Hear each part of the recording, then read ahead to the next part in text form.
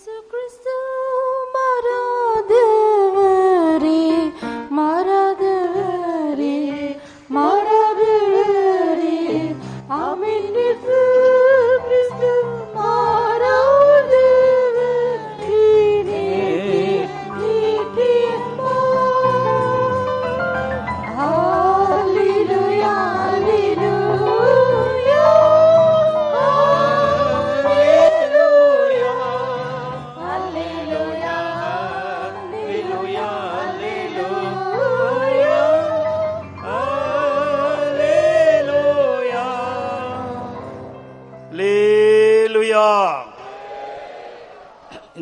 இந்த மாலை வேளையிலே கர்த்தர் நம்மோடு கூட பேசும்படியாய் நம்மை தாழ்த்தி அவருடைய சமூகத்தில் ஒப்பு கொடுத்து சிறிது நேரம் ஜெபம் பண்ணுவோம். මේ සන්ධ්‍යා වේලාවේ ස්වාමීන් වහන්සේ අපිට කතා කරන පිණිස අපව යටත් කර දේවාභිමුඛයේ සල්ප මොහොතක් අපි යාඥා කරමු. That the Lord might speak to us this evening through His word.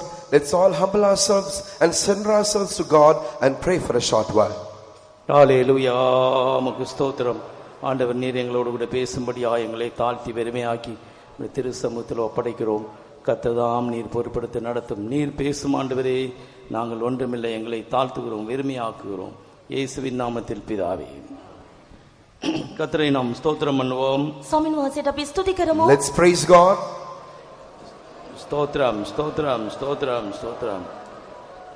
இந்த மாலை வேளையிலே இந்த இலங்கை தேசத்துக்கு கடந்து வந்து உங்களை சந்திப்பதில் நான் மிகவும் மகிழ்ச்சி அடைகிறேன். ශ්‍රී ලංකා දේශයට පැමිණ මේ සන්ධ්‍යාවේ ඔබව හමු වීමට ලැබීම මහත් භාග්‍යයක්සේ මා සැලකමි. It's a great joy and privilege for me to come to Sri Lanka and to be found here this evening in your presence.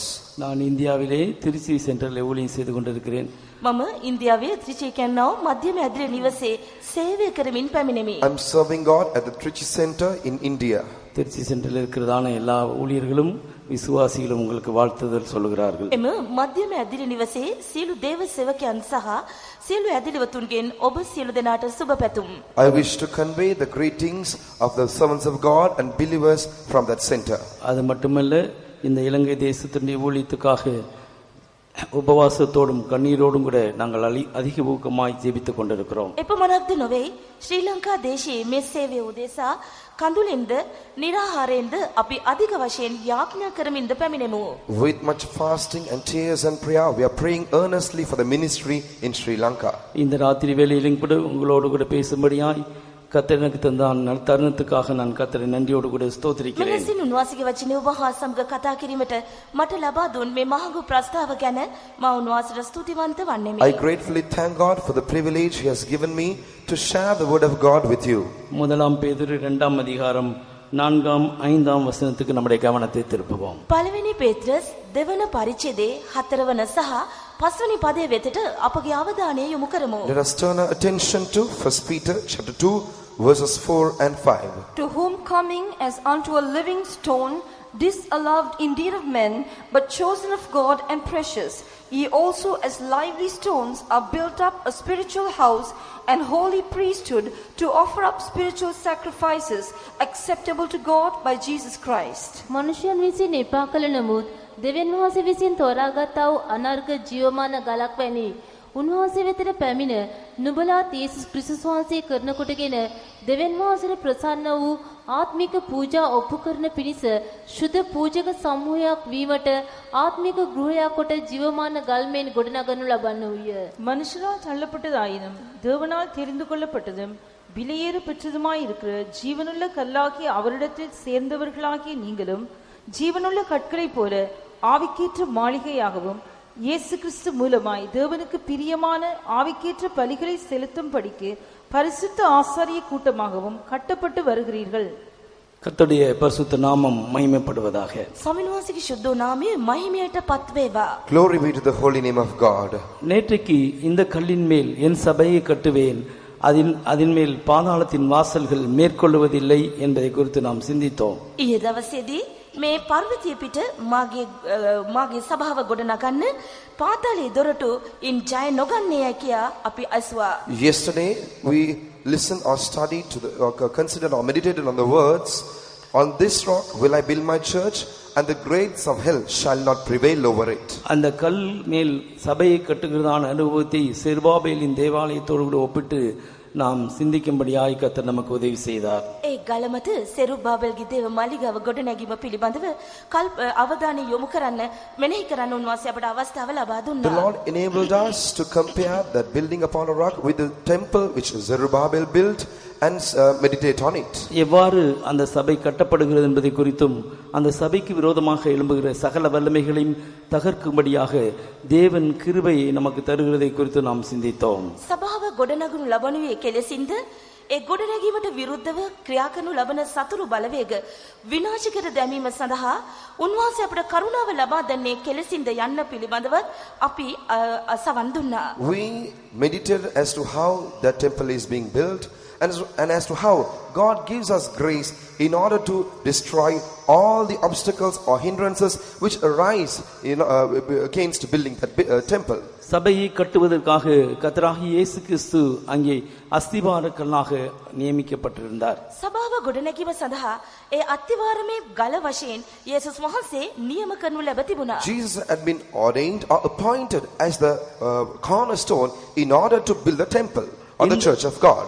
இந்த மூலைக்கல்லாகிய இயேசு கிறிஸ்துவை ஜீவனுள்ள கல் என்று இங்கே பேதுரு அப்போஸ்தலன் வெளிப்படுத்துகிறார். මේ කොනේ ප්‍රධාන ගල මත අනර්ග ජීවමාන ගලකියා පේත්‍රස්තුමා මේ ස්ථානයේ අවධානය යොමු කර තිබෙනවා. Here St. Peter reveals unto us that this cornerstone is a precious lively. We are built up as a lively stones on this cornerstone. தேவன் நம்மை இந்த மேன்மையான சத்தியத்துக்கும் சபைக்கும் கொண்டு வந்து இந்த கல்லின் மேல் நம்மை கட்டுவதற்காக கர்த்தர் நமக்கு பலவிதமான தியாகங்களையும் செய்யும்படி தமது ஒரே குமாரனாகிய இயேசுவை இந்த பூமியிலே அனுப்பினார்.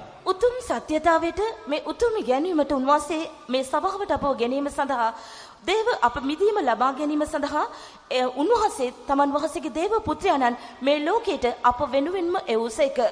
In order to bring us into this great and high teaching and this fellowship and church, the Lord God, He sent His only begotten Son for our sake to this earth. ஜீவனுள்ள கல்லாகிய அவரிடத்திலே சேர்ந்து நாம் அவரோடு கூட சேர்ந்து கட்டப்படும்படியாக தேவன் நம்மை இந்த மேன்மையான சத்தியத்துக்கு என்று அழைத்திருக்கிறார்.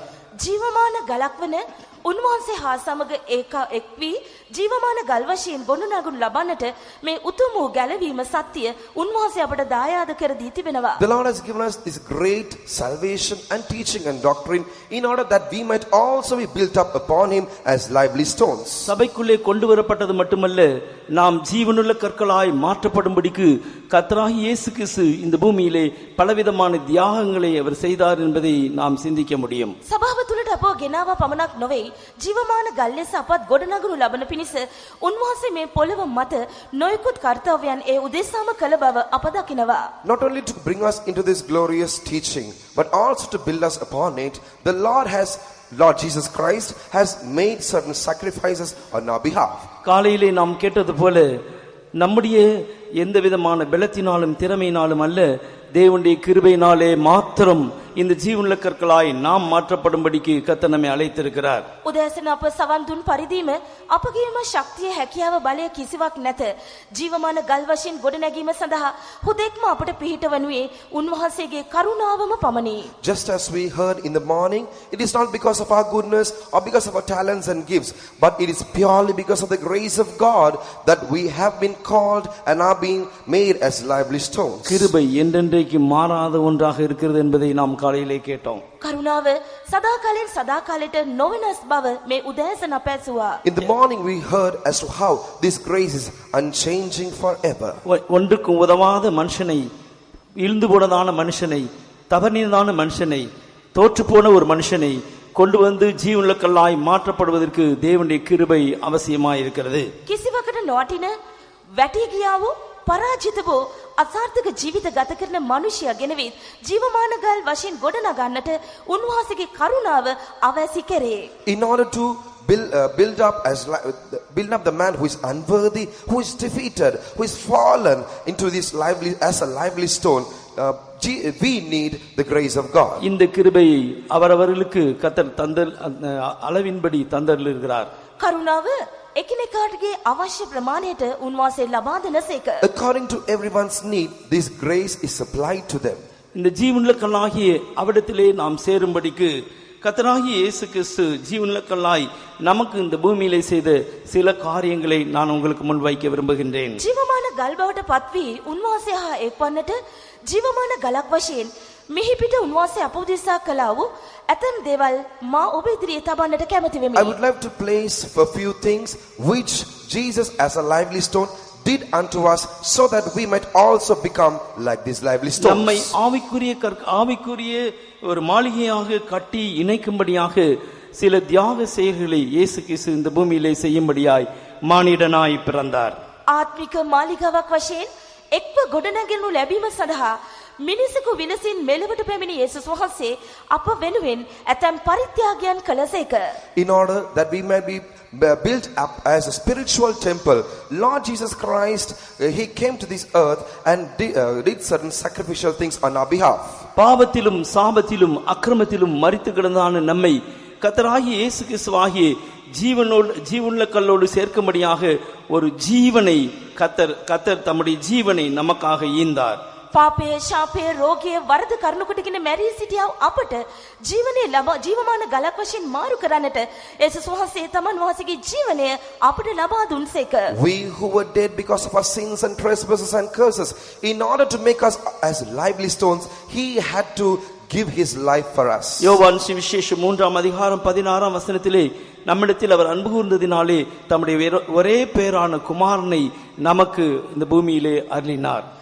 ශුද්ධෝ යොහන් 3 වන පරිච්ඡේදයේ 16 වෙනි පදේ උන්වහන්සේ අපට ප්‍රේම කළ බැවින් ස්වකීය ඒකජාතක පුත්‍රයාණන් අපට දෙවා වදාළසේක. In the Gospel of John chapter 3 verse 16 we see that because of his love for us, God gave his only begotten son to this world. கர்த்தராகிய தேவன் தம்முடைய ஒரே பேரான குமாரனை நாம் ஜீவனுள்ள கல்லாய் மாறும்படிக்கு ஜீவனுள்ள கல்லாகி அவரோடு கூட சேர்த்து கட்டப்படும்படிக்கு தம்முடைய குமாரனாகிய இயேசு கிறிஸ்துவை இந்த பூமியிலே அனுப்பினார். පියවෝ දෙවියන් වහන්සේ අපව ජීවමාන ගලක් වශයෙන් තෝරා ගැනීම සඳහා ජීවමාන ගලක් වශයෙන් අපව ගොඩනගනු ලබන පිණිස උන්වහන්සේ ස්වකීය ඒකජාතක පුත්‍රයාණන් මේ ලෝකයේ අප වෙනුවෙන්ම එවා දුන්සේක.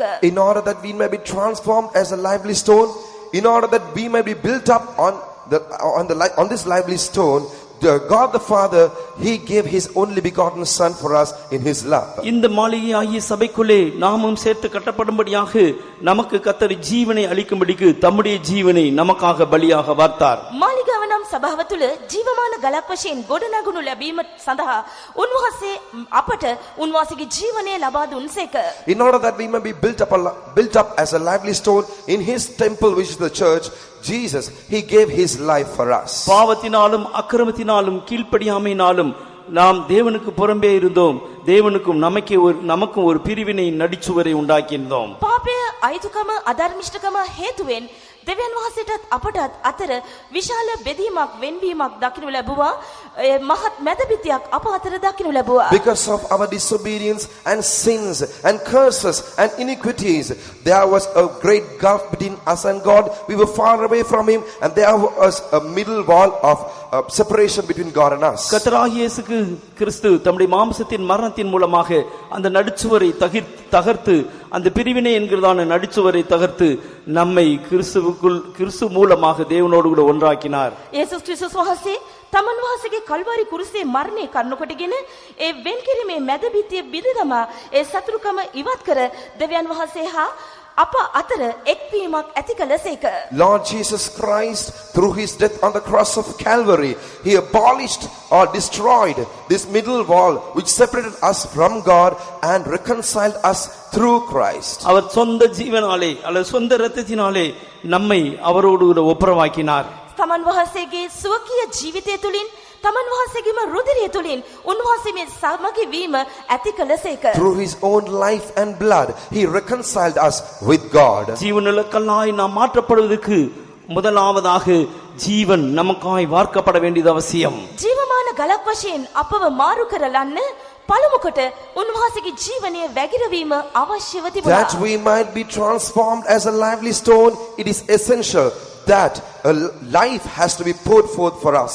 இந்த ஆவிக்குரிய மாளிகையாய் நாம் கட்டப்படும்படியாக அல்லாவிட்டால் இந்த ஜீவனுள்ள சபைக்குள்ளே நாம் கொண்டு வரப்படும்படியாக நமக்காக ஒரு ஜீவன் வார்க்கப்பட வேண்டியது அவசியமாயிருந்தது. ආත්මික මාලිගාවක් වශයෙන් ගොඩනගනු ලබන්න එහෙමත් නැතිනම් මේ සභාව තුළට අපව ගෙනීම සඳහා අප උදෙසා ජීවනයක් වැගිරවීම අත්‍යවශ්‍යව තිබුණා. In order to build up us as a spiritual temple, or in order to bring us into this church, it was necessary that life had to be poured forth for us.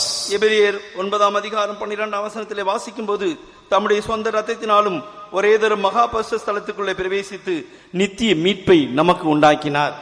හේබ්‍රෝ පොතේ 9 වෙනි පරිච්ඡේදයේ 12 වෙනි පදයේ අප කියවන විට උන්වහන්සේ තමන් වහන්සේගේ ලේ කරුණු කොටගෙන අප උදෙසා සදාකාල මිදීම ලබා ගන්නා පිණිස එකවරක් ශුද්ධ ස්ථානයට ඇතුල් වූසේක. In Hebrews 9:12 we read, once into the holy place having obtained eternal redemption for us.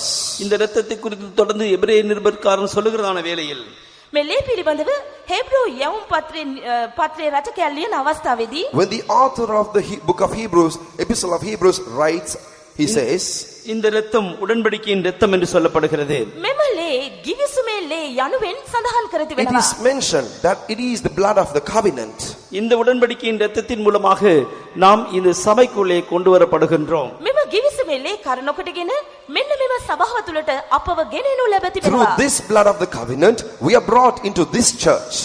இந்த சபைக்குள்ளே கொண்டு வரப்படுவதற்கு அவருடைய சுய இரத்தத்தை நமக்காக அவர் சிந்த வேண்டியதாய் இருந்தது. මෙම සභාව තුළට අපව ගෙනීම සඳහා උන්වහන්සේට තමන් වහන්සේගේම රුධිරය අප වෙනුවෙන් සිඳ හෙලන්නට සිද්ධ It වුණා. was necessary for him to shed his own blood in order to bring us into this church. ஆகினால் தான் எபேசியர் 5 அதிகாரம் 2 வசனத்திலே வாசிக்கும்போது நமக்காக அவர் பலி செலுத்தும்படியாக காணிக்கையாக தம்மை தாமே பலியாய் ஒப்புக் கொடுத்தார். එපිස පොතේ 5 වන පරිච්ඡේදයේ 2 වෙනි පදේ උන්වහන්සේ අපට ප්‍රේම කොට අප උදෙසා දෙවියන් වහන්සේට පූජාවක්ද යාගයක්ද එනම් පඬුරක්ද වශයෙන් තමන් වහන්සේම පාවා දුන් බව කියා තිබෙන්නේ. We further read in Ephesians chapter 5 verse 2, he hath loved us and hath given himself for us as an offering and sacrifice to God for a sweet smelling savor. அவருடைய இரத்தத்தின் மூலமாக நாம் இந்த பெரிய பாவ மன்னிப்பாகிய மீட்பை பெற்றது மட்டுமல்ல, ஜீவனுள்ள கல்லாகும்படிக்கு முதலாவது கர்த்தர் நம்மை அவருடைய இரத்தத்தினாலே பாவங்களை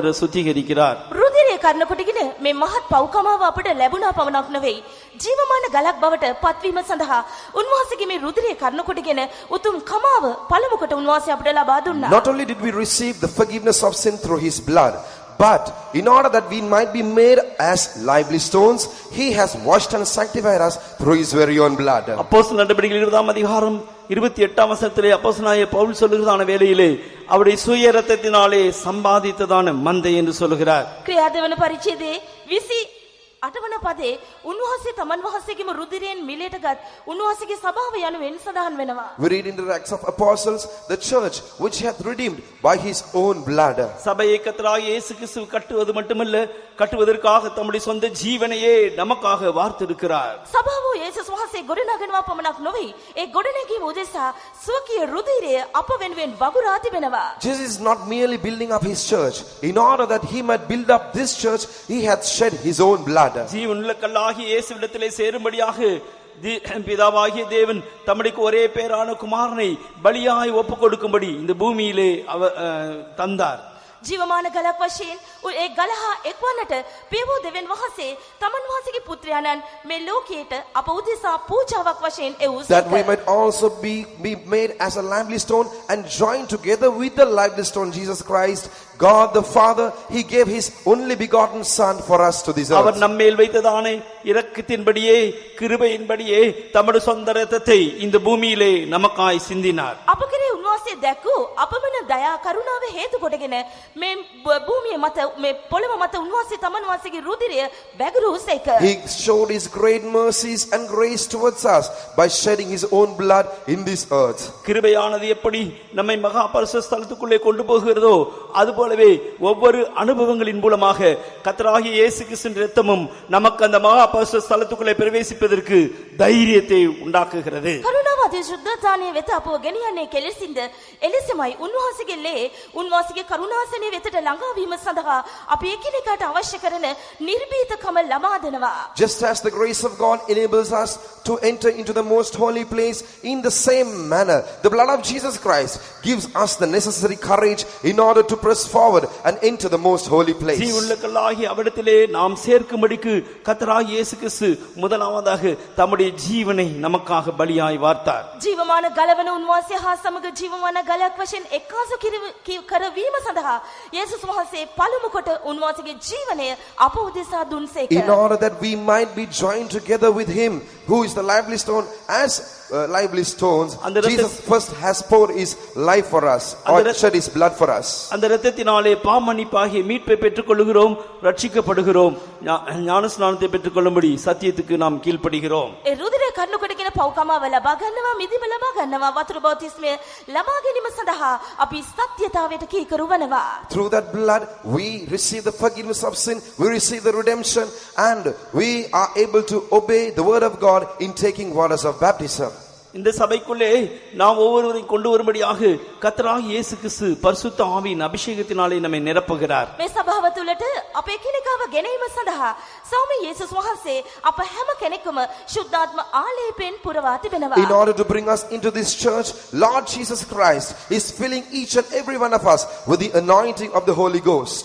தீத்தின் புஸ்தகம் 3ஆம் அதிகாரம் 7ஆம் வசனத்திலே வாசிக்கும்போது තීතස් 3 වන පරිච්ඡේදයේ 7 වන පදය අපි කියවා බලද්දී When we read Titus 3:7, நமது இரட்சகராகிய இயேசு கிறிஸ்து மூலமாக அந்த பரிசுத்த ஆவியை நம்மேல் சம்பூர்ணமாய் பொழிந்தருளினார் என்று படிக்கிறோம். උන්වහන්සේ අපගේ ගැලුම්කාරයන් වූ යේසුස් ක්‍රිස්තුස් වහන්සේ කරුණ කොටගෙන ශුද්ධාත්මය අධික ලෙස හෙවත් පූර්ණ ලෙස අප පිට වැගිර වූසේක. in the 5th verse it said, but according to his mercy he saved us by the washing of regeneration and renewing of the Holy Ghost. இந்த ஜீவனுள்ள கல்லாகி அவரிடத்திலே நாம் சேரும்படிக்கு அல்லது சபைக்குள்ளே நாம் கொண்டு வரப்படும்படிக்கு ஒரு பரிசுத்தாவின் அபிஷேகத்தை சம்பூர்ணமாய் நம்மேல் பொழிந்தருளுகிறார். ජීවමාන ගලක් වන උන්වහන්සේ හා එක්කාසු වීමට එහෙමත් නැතිනම් මේ සභාව තුළට අපව ගෙනීම සඳහා සභාව තුළට ඇතුල් වීම සඳහා අපි උන්වහන්සේගේ ශුද්ධාත්ම ආලේපය පූර්ණ වශයෙන් ලබා ගැනීම අවශ්‍ය කරනවා. In order that we may be joined together with him as lively stones, or in order to be brought into his church, Lord has given us the fullness of the Holy Ghost. இந்த பரிசுத்த ஆவியின் அபிஷேகத்தை நாம் பெற்றுக்கொள்ளும்போது சரீரமாகிய சபைக்குள்ளே நாம் கொண்டு வரப்படுகிறோம். මේ ශුද්ධාත්මය අප ලබා ගනිද්දී සභාව නම් ශරීරය තුළට අපව ගෙන එනු ලබනවා. When we receive the baptism of the Holy Ghost, we are brought into the body which is the church. கல்லின் மேல் கட்டப்படுகிற ஒரு சபை என்று மட்டுமல்ல, மாளிகை என்று மட்டுமல்ல, சரீரமாகிய சபை என்று நாம் வாசிக்கிறோம். ගලක් මත පර්වතය මත ගොඩනැගූ මාලිගාව පමණක් නොවේ, ගල මත ගොඩනැගූ සභාව පමණක් නොවේ, උන්වහන්සේගේ සභාව නම් ශරීරය කියා අප හඳුන්වනවා. The house and the temple are not only the things which are built upon the rock, the body, the church of Christ is also built upon this rock. பரிசுத்த ஆவியின் அபிஷேகத்தின் மூலமாக நாம் இந்த சரீரமாகிய சபைக்குள்ளே வருகிறோம். கர்த்தராகிய இயேசு கிறிஸ்து இந்த சரீரமாகிய சபைக்கு தலையாய் விளங்குகிறார். ශුද්ධාත්ම ආලේපය කරන කොටගෙන සභාව නැමැති ශරීරයට අප එක්කාසු කරනු ලබනවා. සභාව නම් ශරීරයේ යේසුස් ක්‍රිස්තුස් වහන්සේ හිස වශයෙන් දකිනු ලබනවා. Through the baptism of the Holy Ghost, we are brought into the body which is the church, and Jesus himself is the head of this church, the body. இந்த கர்த்தராகிய இயேசு கிறிஸ்து இந்த சபைக்கு தலையாக்கப்பட்டது எப்படி தலையாக்கப்பட்டார்? ස්වාමී යේසුස් ක්‍රිස්තුස් වහන්සේ මේ සභාව නම් ශරීරයේ හිස බවට පත් වූයේ කෙසේද? How was our Lord Jesus Christ made as the head of this church? எபேசியர் நிருபம் 2ஆம் அதிகாரம் 19ஆம் 23ஆம் வசனத்தை நாம் வாசிக்கும்போது එපිස පොතේ දෙවන පරිච්ඡේදයේ 19 සහ 20 වෙනි පද අප කියවද්දී when we read Ephesians 2:19 and 20, கர்த்தர் தாம் கிறிஸ்துவை மரித்தோர்ந்து எழுப்பி அவரிடத்தில் நடக்கப் போகிற தமது பலத்த சத்துவத்தின் வல்லமையினாலே என்று நாம் இங்கே வாசிக்கிறோம். මේ ස්ථානයේ කියා තිබෙනවා උන්වහන්සේ கிறிஸ்துவை மரித்தோர்ந்து எழுப்பி எல்லாவற்றாலும் நிரப்புவருடைய சரீரமாகிய சபைக்கு அவரை தலையாக்கினார். ක්‍රිස්තුස් වහන්සේව මලවුන්ගේ නැගිටවා සියල්ලෙන් සියල්ල හැටියට සම්පූර්ණ කරන්නා වූ උන්වහන්සේගේ සභාවේ සභාව නම් ශරීරයේ හිස වශයෙන් උන්වහන්සේව පත් කළසේක යනුවෙන්. Having resurrected Jesus Christ from the dead, he has made him all in all and as the head of the church. சபையாகிய சரீரத்துக்கு அவர் தலையாய் தந்தெல்லப்படுவதற்கு அவர் மரித்து உயிர்த்தெழுந்தார். සබවනම් ශරීරේ හිස බවට පත්වීම සඳහා උන්වහන්සේ නැසි මලවුන්ගේ නැවත නැගිටිසේක. In order that he might be made the head of the body which is the church, he had to die and he had to resurrect. அவர் தாம் மரித்தோரிலிருந்து உயிர்த்தெழுந்தபடினாலே தேவனுடைய சுதன் என்று வல்லமையாய் விளங்கப்பட்டார். මලවුන්ගේ නැවත නැගිටි බැවින් උන්වහන්සේ දේව පුත්‍රයන්න් බව බලයෙන් යුක්තව ප්‍රකාශ කරනු ලැබිය. It was mightily proclaimed and known that he was the Son of God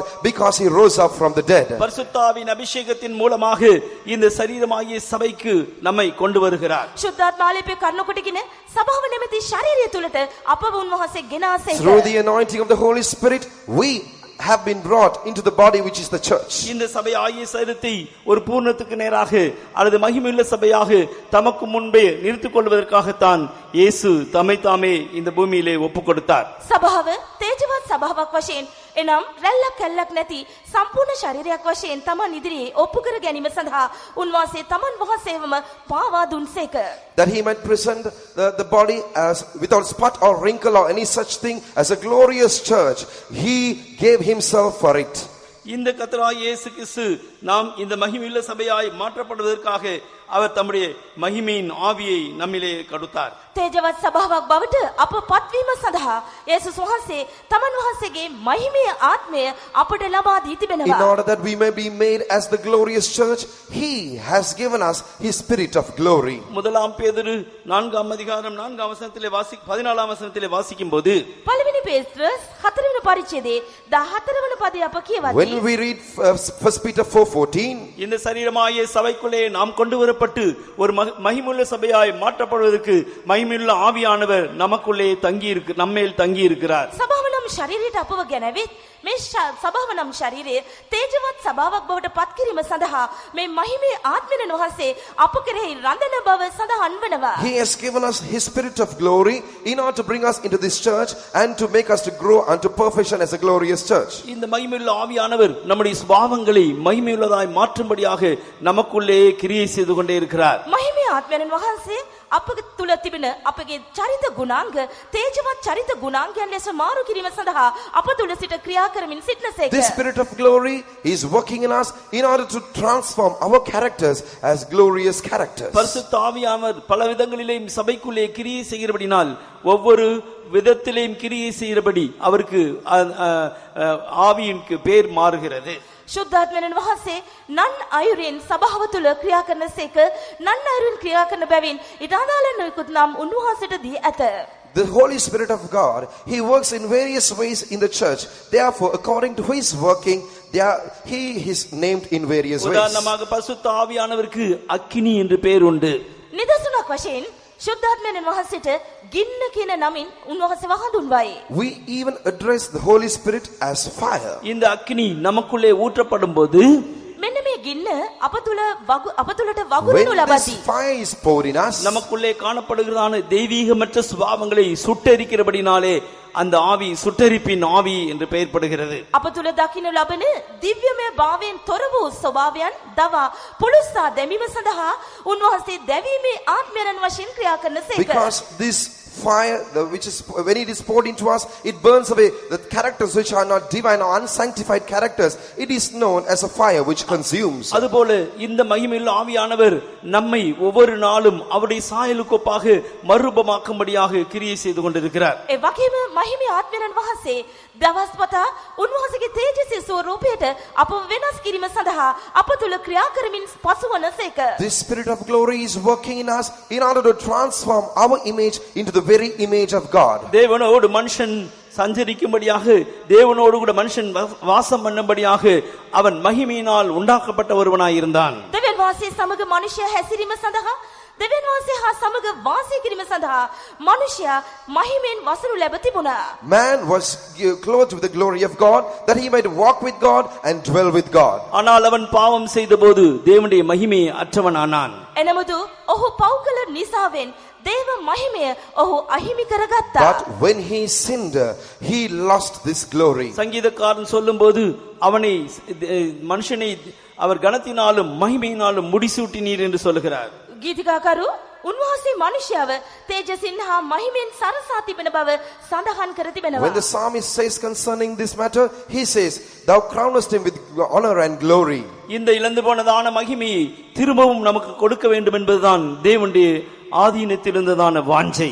අප හිමි කරගත්තා වූ දේව මහිමය යලිත් වතාවක් අපට හිමි කර දීම උන්වහන්සේගේ සදාතනික අදහසව තිබුණා. It is the everlasting purpose of God that he should somehow or other restore us back the glory which we had lost. தேவனிலே மனதில் இருந்ததான அந்த மேன்மையான ஒரு சித்தத்தை நம்மிலே நிறைவேற்றும்படியாக அந்த இயேசு கிறிஸ்து தம்முடைய எல்லா மகிமையும் துறந்தவராக இந்த பூமியிலே ஒரு மனுஷனை மகிமையின் நிலவரத்துக்கு கொண்டு வரும்படிக்கு வந்து பாடுபட்டு மரித்து உயிர்த்தெழுந்தார்.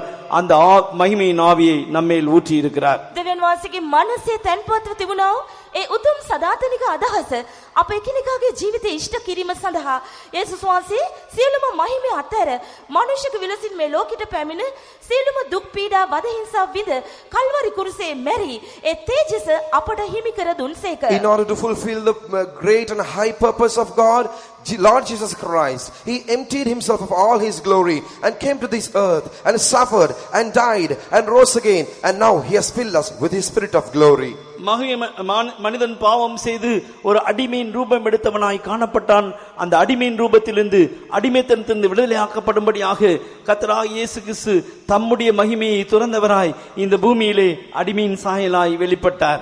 මනුෂ්‍ය පවුකට මනුෂ්‍ය වහලක බවට පත් වූ හේයින් වහල්ලු මනුෂ්‍යව ඒ තත්වයෙන් නිවහල් කිරීම සඳහා යේසුස් වහන්සේ තමන් වහන්සේගේ සියලු මහිමය අත්හැර දාසයෙකුගේ හෙවත් වහලුකගේ ස්වරූපය ගෙන මේ ලෝකයට පැමිණ අපව නිදහස් කළසේක. Because man sinned, he came under bondage or slavery, and in order to deliver this man from this slavery or bondage, Jesus, he took the form of a servant and came to this earth. இந்த மகிமையுள்ளதான ஆவியானவர் இந்த சபைக்குள்ளே நம்மை மகிமையோடு கூட மகிமையுள்ள ஒரு சபையாய் நம்மை நிறுத்தும்படியாக கிரியை செய்து கொண்டே இருக்கிறார். මහිමේ ආත්මයන් වහන්සේ මහිමවත් සභාවක් වශයෙන් අපව පිහිටුවාලීම සඳහා සභාව තුල ක්‍රියා කරමින් පසු වෙනසේක. In order to present us as a glorious church, the Spirit of God, the Spirit of glory is working in the church. பரிசுத்த ஆவியானவர் சத்திய ஆவியானவராய் சகல சத்தியத்தையும் நமக்கு போதித்து தருகிறார். ශුද්ධාත්මයන් වහන්සේ සැබෑවේ ආත්මයන් වහන්සේ වශයෙන් මුළු සත්‍යය අපට උගන්වා දෙනසේක. The Holy Spirit, as the Spirit of truth, he teacheth unto us all truths. இழந்ததான மகிமை பெற்றுக்கொள்ளும்படியாக மகிமையின் சத்தியத்தை மகிமையின் உபதேசத்தை கர்த்தர் நமக்கு கொடுத்திருக்கிறார். අහිමි කරගත් මහිමය යලි ලබා ගැනීම සඳහා තේජවත් සත්‍ය තේජවත් ඉගෙන්වීම උන්වහන්සේ අපට ලබා දී තිබෙනවා. In order that we might obtain the same glory which we had lost, God has given us this, the Spirit of God has given us this holy teachings, holy glorious teachings. ஒரு மகிமையுள்ள சபையாய் நாம் காணப்பட வேண்டுமேயானால் அல்லது ஜீவனுள்ளதான கற்களைப் போல ஆவிக்கேற்ற மாளிகையாய் நாம் காணப்பட வேண்டுமேயானால் அதற்குள்ளே ஒரு மகிமை காணப்பட வேண்டும். அந்த மகிமையின் உபதேசத்தை கர்த்தர் நமக்கு தந்திருக்கிறார். මහිමවත් සභාවක් වශයෙන් දකින්නු ලබන්නට නම් ආත්මයන් වහන්සේට එකක මාලිගාවක් ලෙස ගොඩනගනු ලබන්නට නම් අපට ඒ තේජස ඒ මහිමේ ආත්මය අපට අවශ්‍ය කරනවා. It is very essential that we have the Spirit of glory if we have to be transformed as the glorious church.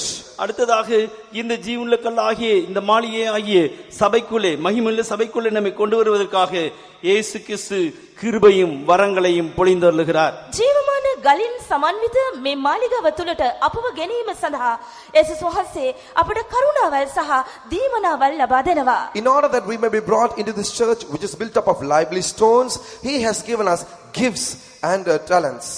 முதலாம் கொரிந்தியர் 12ஆம் அதிகாரம் 8ஆம் வசனம் முதல் 11ஆம் வசனம் வரைக்கும் வாசிக்கும்போது පළවෙනි කොරින්ති 12 වන පරිච්ඡේදයේ 8 වෙනි පදයේ සිට 10 වෙනි පදයේ දක්වා අප කියවදී when we read 1 Corinthians chapter 12 from the 8th verse to the 10th verse, சபையானது ஒரு பூர்ணத்துக்கு நேராக கொண்டு செல்வதற்காக அல்லது மகிமையுள்ள சபையாய் மாற்றப்படுவதற்காக சபைக்குள்ளே கர்த்தர் 9 விதமான வரங்களை கொடுக்கிறார். සභාව සම්පූර්ණත්වය කරා එළඹෙන්නට නැතහොත් සභාව තේජවත් සභාවක් බවට පත්වන්නට සභාවට උන්වහන්සේ දීමනා 9ක් දායාද කර තිබෙනවා. in order that the church might grow unto perfection, in order that the church might reach the glorious state, God has given 9 gifts to the church.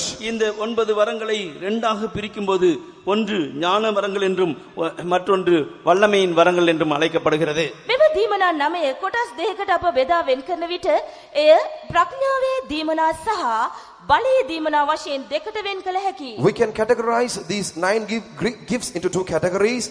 One is the gifts of power, the other one is the gifts of wisdom.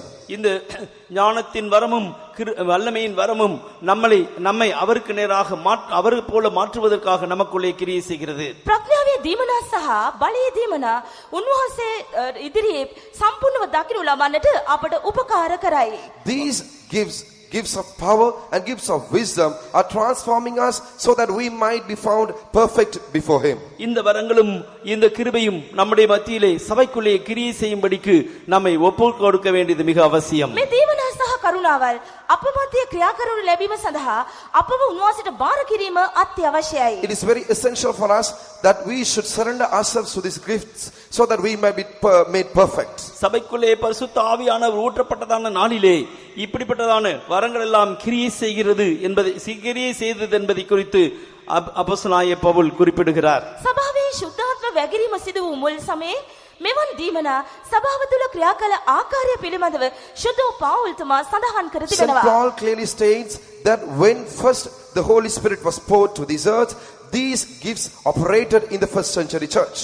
இந்த சபைக்குள்ளே ஊற்றப்பட்டதான இந்த வரங்களின் மூலமாக ஜனங்கள் ஒரு வளர்ச்சியை பெற்றுக்கொள்ளும்படியாக மட்டுமல்ல ஞானத்திலும் வல்லமையிலும் பெருக வேண்டும் என்று கர்த்தர் விரும்புகிறார். සභාව තුළ වගුරුණු ලැබූ මේ දීමනා කරුණාවල් කරුණකොටගෙන සභාව වර්ධනය වෙනවා පමණක් නොවේ, සියලු දෙනා උන්වහන්සේගේ ප්‍රඥාවෙන් සහ බලයෙන්ද වර්ධනය වේ යුතු බවට උන්වහන්සේ අපේක්ෂා කරන සේක. God not only expects that the church being filled with these spirits should grow, but he also expects that the church must increase in power and in wisdom. உலகத்திலே ஞானவான்களின் மத்தியிலே நம்மை பைத்தியர்களாகி நம்மை தெரிந்து கொண்டார். ලෝකේ ප්‍රඥාවන්තයන් අතර මෝඩ අයවලුන් වන්නා වූ අපව උන්වහන්සේ තෝරාගෙන තිබෙනවා. Among the wise in this earth, God has chosen us who are foolish. ஞானிகளை வெட்கப்படுத்தும்படி தேவன் உலகத்தில் பைத்தியமானவர்களை தெரிந்து கொண்டார். ප්‍රඥාවන්තයන් ලැජ්ජාවට පමුණුවන පිණිස උන්වහන්සේ ලෝකේ මෝඩ දේවල් තෝරාගත්සේක. God had chosen the foolish things of the world to confound the wise. ஞானவான்களாய் நம்மை மாற்றும்படியாக ஞான வரங்களை கர்த்தர் சபைக்குள்ளே தருகிறார். ප්‍රඥාවන්තයන් ලෙසට අපව වෙනස් කරන්න උන්වහන්සේ සභාවට ප්‍රඥාවේ දීමනා උරුම කර දී තිබෙනවා. In order to make us wise, God has given to the church the gifts of wisdom.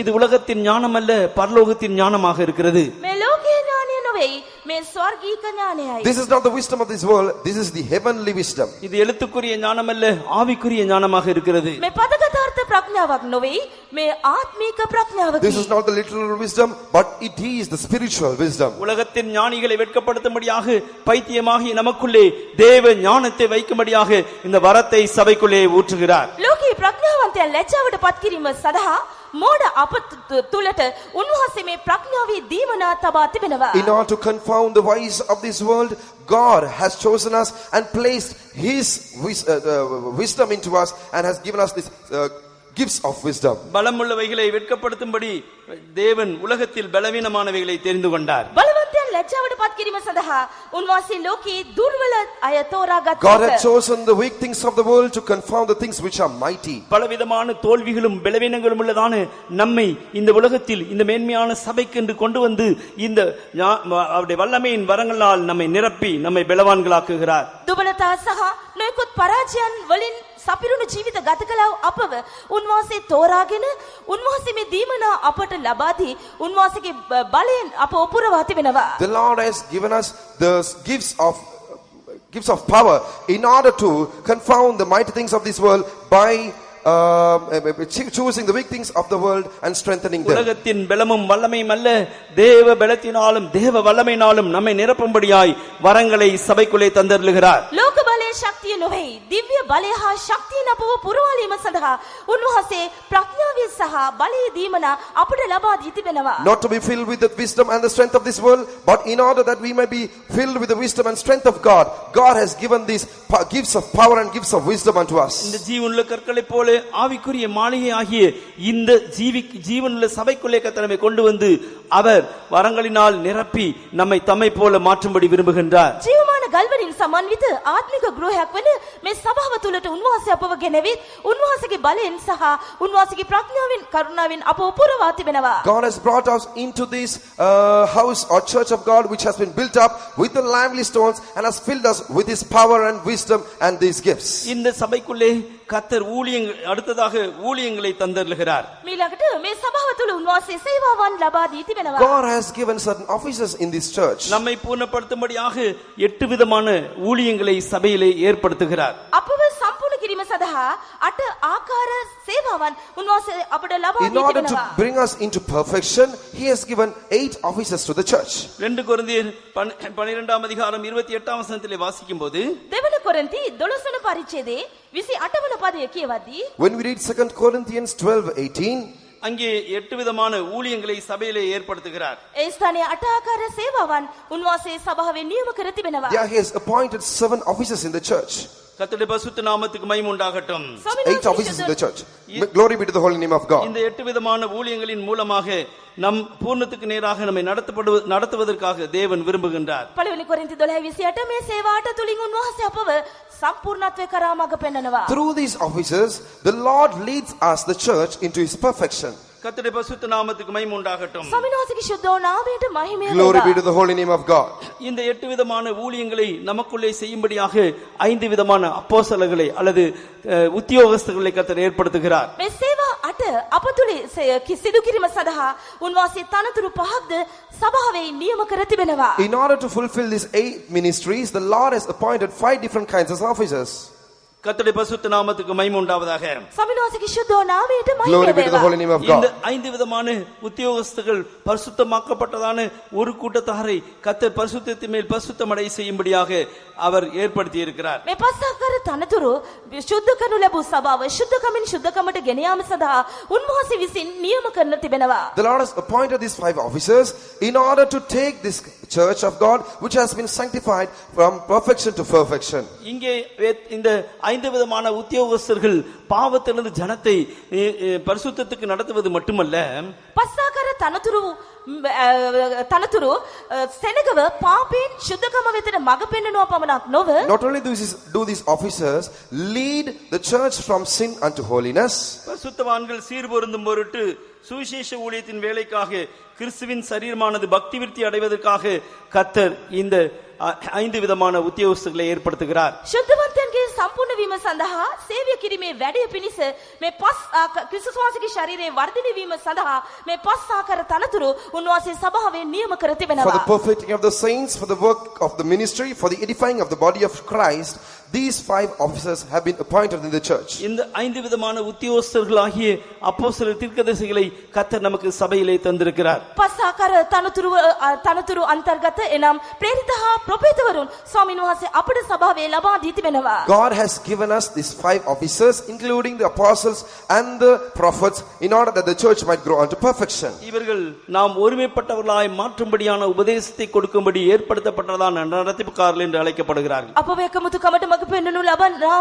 පාලකයන් සභා මඟ පෙන්වන්නන් වශයෙන් මොවුන් හඳුන්වනු ලබනවා. They are known as the leaders who have been appointed in order to bring us into the unity of the faith and of the knowledge of the Son of God. விசுவாசத்திலும் அறிவிலும் ஒருமைப்பட்டவர்களாகி கிறிஸ்துவின் நிறைவான வளர்ச்சியின் அளவுக்கு தக்கதாக பூர்ண புருஷத்துவத்தை பெற்றுக்கொள்ளும்படியாய் இவர்களுடைய கையிலே சுவிசேஷம் அளிக்கப்பட்டிருக்கிறது. ඇදහිීමේද දෙවියන් වහන්සේගේ පුත්‍රයා දැන ගැනීමේද එකමුතුකමටත් සම්පූර්ණ පුරුෂකමටත් පැමිණීම සඳහා මොවුන්ගේ අත්වලට මේ ඉගැන්වීම ලබා දී තිබෙනවා. The gospel and the teachings have been given to their hands till we all come into the unity of the faith and of the knowledge of the Son of God, unto a perfect man, unto the measure of the stature of the fullness of Christ. அதுதான் மகிமையின் சுவிசேஷம்.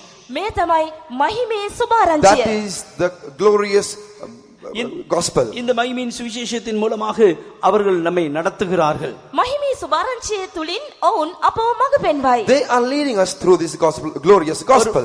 ஒருவன் நடக்க வேண்டுமே ஆனால் அவனுக்கு நடப்பதற்கு பழக்கி தருவதற்கு ஒரு ஆள் வேண்டும். කෙනෙක් ඇවිදින්නට නම් ඊට ප්‍රථමයෙන් ඇවිදීමට ඔහුට හුරු කරන කෙනෙකු අවශ්‍ය If කරනවා. a person is to walk, first he needs a person to teach him how to walk. ஆகவே இவர்களை கர்த்தர் நமக்காக இந்த சபையிலே ஏற்படுத்தி வைத்திருக்கிறார். මොවුන්ව උන්වහන්සේ අප වෙනුවෙන්ම සභාවේ නියම කර තිබෙනවා. God has appointed these people for our sake in the church. இந்த சபையிலே ஏற்படுத்தப்பட்டதான இந்த ஊழியங்களும் வரங்களும் உத்தியோகஸ்தர்களும் நம்மை பூர்ணத்துக்கு நேராக வழிநடத்தி கொண்டு போகிறார்கள். සභාව තුළ නියම කරනු ලැබ තිබෙනා වූ මේ දීමනා කරුණාවන් සහ තනතුරු සේවාවන් අපව සම්පූර්ණත්වයට කරා මඟ පෙන්වයි. These gifts, officers and ministries which are found in the church lead us unto perfection. கிறிஸ்துவாயே தலைக்கு நேராக தலையை போல பூர்ண புருஷத்துவத்தை நாம் பெற்றுக்கொள்ளும்படியாக அவர்கள் நமக்காக உபதேசம் பண்ணுகிறார்கள். ක්‍රිස්තුස් වහන්සේ නම් හිස මෙන්ම සම්පූර්ණ පුරුෂත්වයට පැමිණීම සඳහා ඔවුන් අපට මහිමේ සුභාරංචිය දේශනා කරයි. They preach unto us the glorious gospel that we too might become like the head of the church, which is Christ, as a perfect man. அன்புடன் சத்தியத்தை நமக்கு போதிக்கிறார்கள்.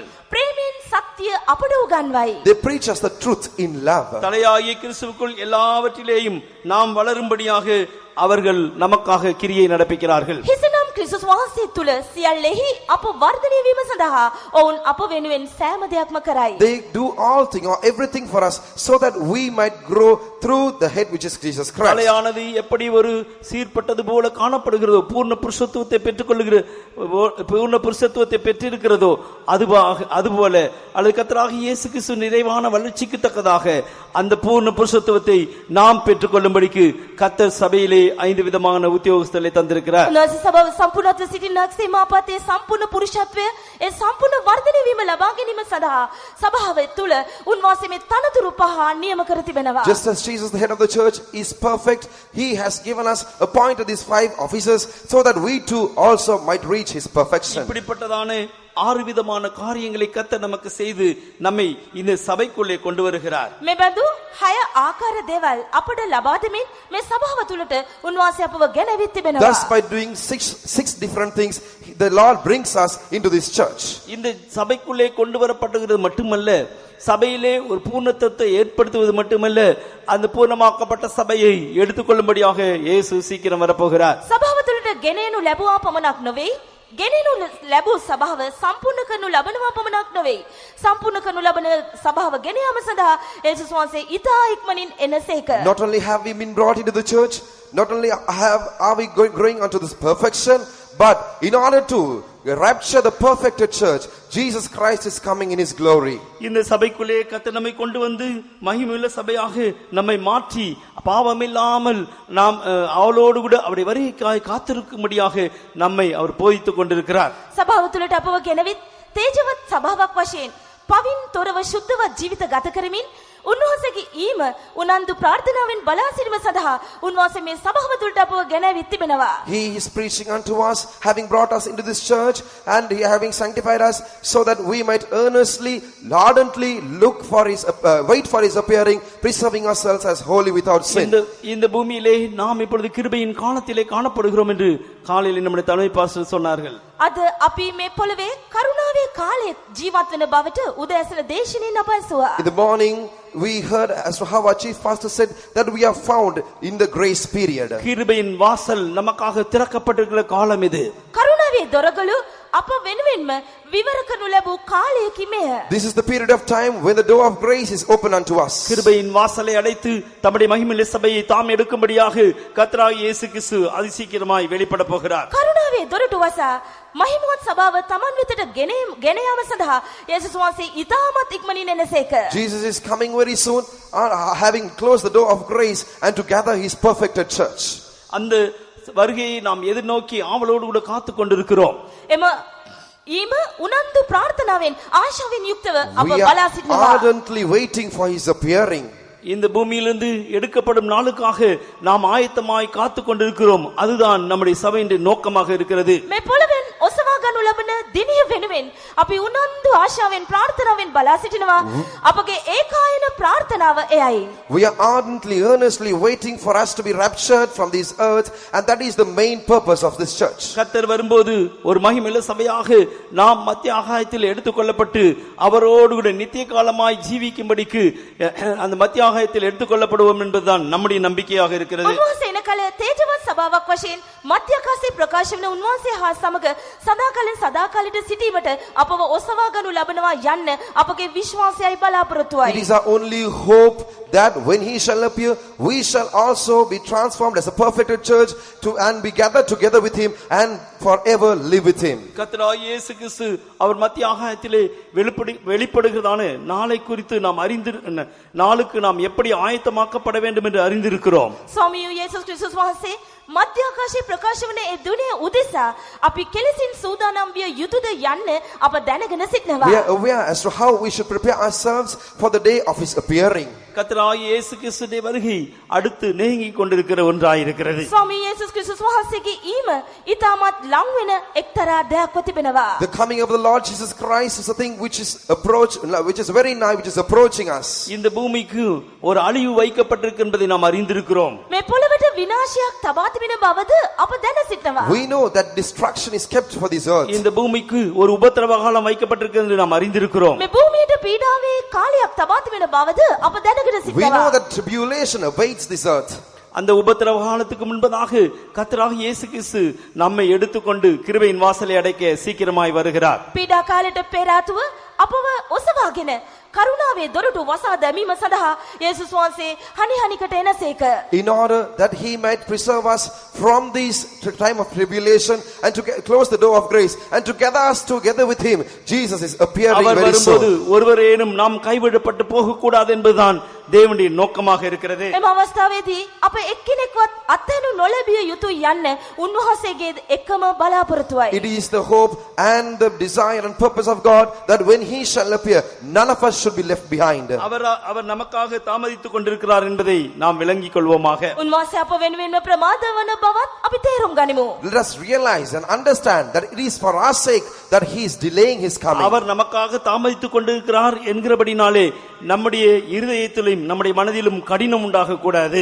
උන්වහන්සේ අප වෙනුවෙන් ප්‍රමාද වන කල අපගේ සිතේ මනසේ දැඩිභාවයක් ඇතිවන්නට අප ඉඩකඩ නොදී යුතුයි. We should never give room for a heart to be hardened just because he is delaying his appearing for our sake. நாம் கெட்டு போகாமல் மனம் திரும்ப வேண்டும் என்று விரும்பி நம்மேல் அவர் நீடிய பொறுமையுள்ளவராயிருக்கிறார். අප විනාශ නොවී පසුතැවිලි වන පිණිස උන්වහන්සේ අප කෙරෙහි බොහෝ කල් ඉවසීමෙන් පසුවනසේක. He is very patient towards us that we should not be destroyed. நாம் மனம் திரும்பி ஆதியில் செய்த கிரியைகளுக்கு திரும்பி வருவோமாக.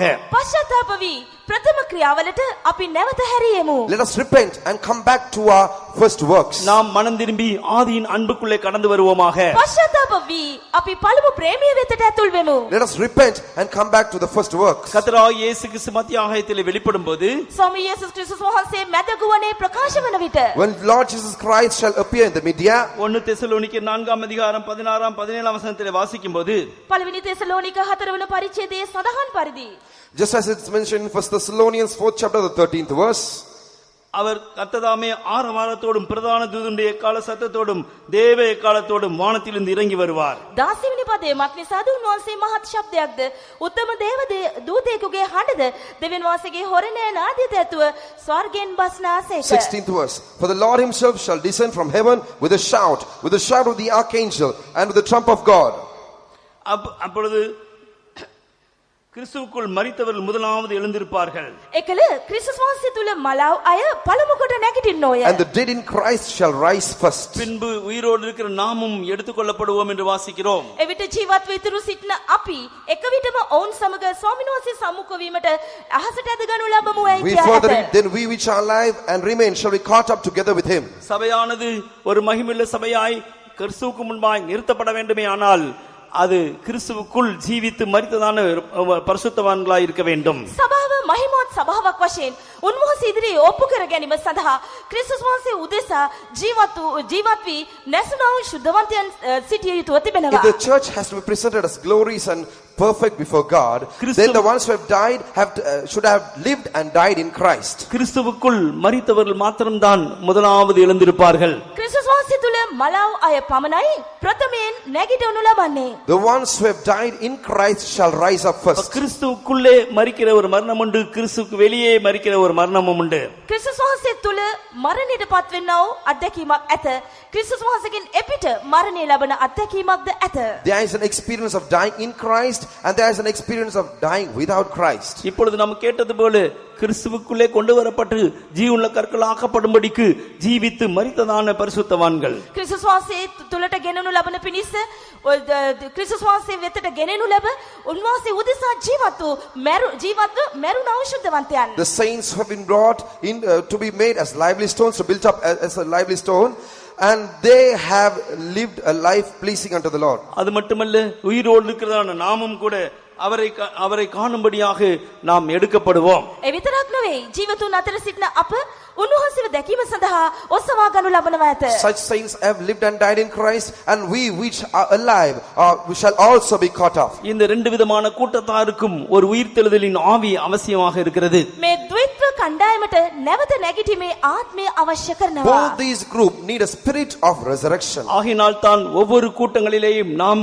போதிக்கப்படுகிறோம், எச்சரிக்கப்படுகிறோம், பரிசுத்த ஆவியின் அபிஷேகமாகிய வல்லமை நமக்குள்ளே இறங்கி கிரியை செய்ய வேண்டும் என்று. මේ හේතුව නිසාමයි සෑම රැසීමකම දීම අපි අවවාද කරන්නේ, දැනුමුතුකම් දෙන්නේ ශුද්ධාත්මයන් වහන්සේගේ ආලේපයෙන් අප හැම කෙනෙක්ම පුරවනු ලැබිය යුතුයි කියා. That's why we exhorted and warned that in all meetings that we should give room to the Spirit of God, and that the Spirit of God, the anointing, should work in us. இதோ ஒரு நிமிஷத்திலே ஒரு இமைப்பொழுதிலே நாம் மறுரூபமாக்கப்படுவோம் என்று சொல்லப்பட்டிருக்கிறது. ඇසිපිහන ක්ෂණයකින් අප අන්විසක් කරනු ලබන්නෙමු යනුවෙන් සඳහන් වෙනවා. It is written, in a moment, in a twinkling of an eye, we shall be transformed. அந்த ஒரு நிமிஷத்திலே ஒரு இமைப்பொழுதிலே என்று சொல்லப்படுகிறது.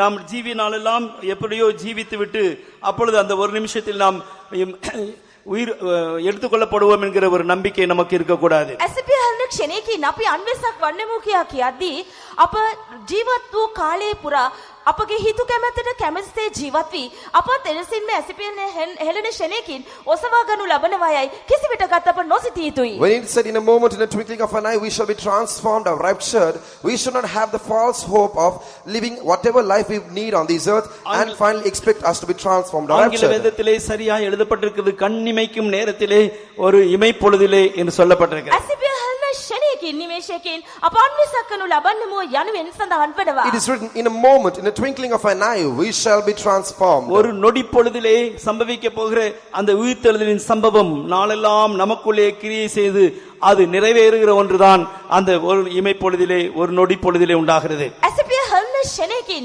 අපගේ ජීවිතයේ සිද්ධවන්නා වූ ඒ සිදුවීම සඳහා ජීවිත කාලය පුරාවටම සිදුවන්නා වූ සියලු ක්‍රියාදාමයන් වල සම්පූර්ණත්වයකට අප එළඹ ගැනීමෙන් අනතුරුව ඒ අවස්ථාවේදී ඇසිපිය හෙල්න ක්ෂණයකින් අපගේ ජීවිතය වෙනස් කරනු ලබනවා. This experience of being transformed in a moment and a twinkling of an eye is a work or is an experience which happens in us daily, and finally this thing happens literally to us. எபிரேயர் 12ஆம் அதிகாரம் 2ஆம் வசனத்தின் கீழ் பகுதியிலே வாசிக்கும்போது நம் மனம் புதிதாகிறதினாலே மறுரூபமாக்கப்படுகிறோம் என்று வாசிக்கிறோம். හේබ්‍රව 12 වන පරිච්ඡේදයේ සඳහන් පරිදි අපගේ සිත අලුත් කරනු ලැබ අපගේ සිත අලුත් කරනු ලැබ යනුවෙන් සඳහන් වෙනවා. In the book of Hebrews chapter 12 we read the transformation. Romans we read 12th chapter we read that this transformation which takes place because of the renewing of the mind. அப்படியானால் ரோம 12 වෙනි පරිච්ඡේදයේ ஒவ்வொரு நாளும் நாம் மறுரூபமாக்கப்பட வேண்டிய ஒரு அனுபவம் இருக்கிறது என்பதை அங்கே விளங்கிக் கொள்கிறோம். ඒ සඳහන් වන පරිදි දිනපතාම අපගේ ජීවිතේ වෙනස් වීමක් අලුත් කිරීමක් අවශ්‍ය කරනවා. We should understand that this transformation to take place in our lives, there should be something which should be happening in us daily. அதற்காகத்தான் ஒரு ஆவியானவர் நமக்குள்ளே கிரியை செய்து கொண்டே இருக்கிறார். ඒ සඳහාමයි ආත්මයන් වහන්සේ අප තුල ක්‍රියා කරමින් සිටින්නේ. It is for this reason the Holy Spirit is working in us. அந்த ஆவியானவர் தாமே நம்மை மறுரூபத்தின் கிரியை நமக்குள்ளே நிறைவேற்றிக் கொண்டே இருக்கிறார். එම ආත්මයන් වහන්සේ අන්විසක් වීමේ ක්‍රියාව අප තුල සිදු කරමින් සිටිනවා. This Holy Spirit is performing or fulfilling the work of transformation in us. 2 கொரிந்தியர் 3ஆம் அதிகாரம் 18ஆம் வசனத்திலே வாசிக்கும்போது அந்த சாயலாகத்தானே மகிமையின் மேல் மகிமை அடைந்து மறுரூபமாக்கப்படுகிறோம் என்று வாசிக்கிறோம். දෙවන කොරින්ති 3 වන පරිච්ඡේදයේ 18 වෙනි පදයේ එම ස්වරූපයට තේජසින් තේජසට විදිහට අන්විසක් කරනු ලබන්නෙමු කියා සඳහන් In වෙනවා. 2 Corinthians 3:18 we read, we are changed into the same image from glory to glory, even as by the Spirit of the Lord. இதிலிருந்து நாம் என்ன விளங்கிக் கொள்கிறோம்? මේ සියල්ලෙන් අප අවබෝධ What do කරගන්නේ we කුමක්ද? understand from this?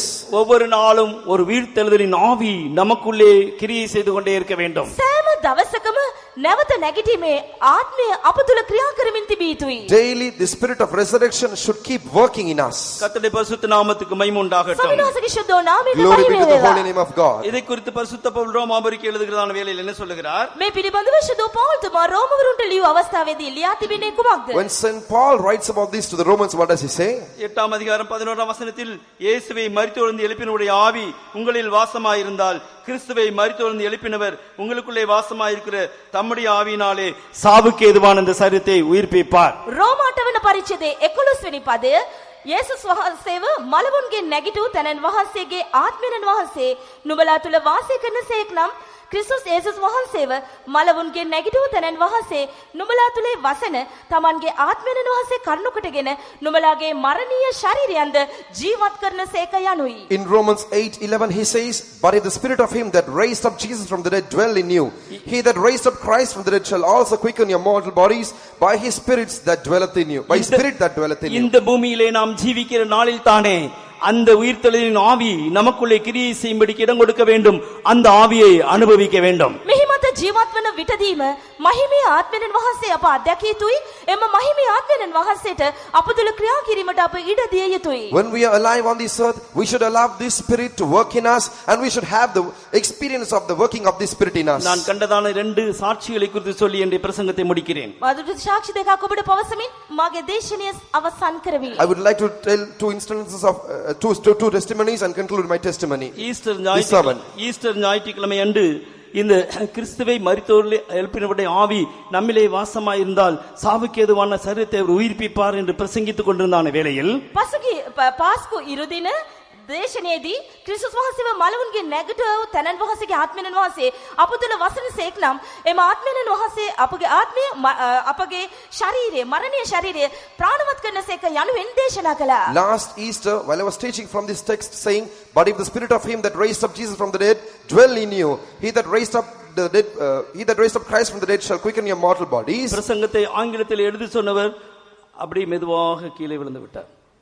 දේශනය ඉංග්‍රීසි භාෂාවට පරිවර්තනය කළා උතනතේ හිමිහිට බිමැද වැටුණා. The person who was translating the message into English, interpreting the message into English, he just fainted slowly and fell down. கிறிஸ்துவை மரித்தோரிலிருந்து எழுப்பினவருடைய ஆவி என்று சொல்கிறார் வேளையிலே ක්‍රිස්තුස් වහන්සේව මලවුන්ගේ නැගිටව ආත්මයන් වහන්සේ කියා කියද්දී When I said the spirit of him that raised up Jesus from the dead, அவர் கீழே விழுந்து விட்டார். உயிர் போனதான ஒரு நிலவரம் தான். ඔහු බිමට ඇද වැටුණා. ඔහු මරණාසන්න දකිනු ලබන තත්වයක සිටියා. he slowly fell down. It was like it was as if he was breathing his last breath. ஆனால் பிரசங்கம் முடியவில்லை. ඒ දේශනේ නම් අවසන් වුණේ නැත. But the sermon did not finish. அடுத்து இன்டர்பிரட்டருக்கு வேறொரு ஆளை எழுப்புவதற்காக கிறிஸ்து இயேசு உயிர் தெழுந்தார் என்கிற பாடலை படித்தோம். තව ඒ සඳහා ඒ පුරපාඩුව පිරවීම සඳහා තව කෙනෙකු නැගිටවීම සඳහා යේසුස් වහන්සේ නැවත නැගිටීම සම්බන්ධව කෙටි ගීතයක් ගායනා In කළා. order to get another interpreter to interpret into English, we were singing the song that Jesus rose up from the dead. அந்த பாடலை பாடிக்கொண்டிருக்கும் போதே ஒரு உயிர்த்தெழுதலின் ஆவியை நாம் இப்பொழுது அனுபவிக்க வேண்டும் என்று நான் சத்தமாய் சொன்னேன். එම නැවත නැගිටීම පිළිබඳව ගීතය ගායනා කරද්දී නැවත නැගිටීමේ බලය මේ මොහොතේම අප අධ්‍යක්ෂ යුතුයයි මා පැවසුවා. Even as they were singing the song, I said aloud, we should now experience the resurrection power. ஒரு 5 நிமிடத்துக்குள்ளே அந்த சகோதரனுக்குள்ளே ஒரு உயிர்த்தெழுதலின் ஆவி வந்தது. அவர் எழும்பி உட்கார்ந்தார். විනාඩි 5ක් ඇතුළත නැවත නැගිටීමේ ආත්මය මේ සහෝදරයා තුළට ඇතුළු වූ ඔහු නැගී සිටියා. නැගිටින්න ගත්තා. In about 5 minutes time, the spirit of resurrection entered into that believer brother's body and he rose up. அப்பொழுது நான் சொன்னேன், இப்படித்தான் ஒரு உயிர்த்தெழுதலின் ஆவியை நம்முடைய ஜீவியத்திலே பழக்க வைக்க வேண்டும் என்று சொன்னேன். ඒ වගේ මෙලෙස එවිට මා කීවා මේ වගේමයි නැවත නැගිටීමේ බලය අපගේ ජීවිතේ අපි අත්දැකිය යුත්තේ මෙලෙසයි කියා. I said it is in this manner that we should exercise the power of resurrection, the spirit of resurrection in our bodies. அந்த உயிர்த்தெழுதலின் ஆவியை கர்த்தர் இந்த ராத்திரி வேளையிலே நம்முடைய மத்தியிலே அனுப்பி கொண்டிருக்கிறார். අන්නෙම නැවත නැගිටීමේ බලය මේ රෑ යාමේ අප මැදට උන්වහන්සේ ඒවා තිබෙනවා. Tonight the Lord is sending that spirit of resurrection into our midst. நாம் எல்லாரும் அந்த ஆவிக்கு நம்மை ஒப்புக் கொடுப்போமாக.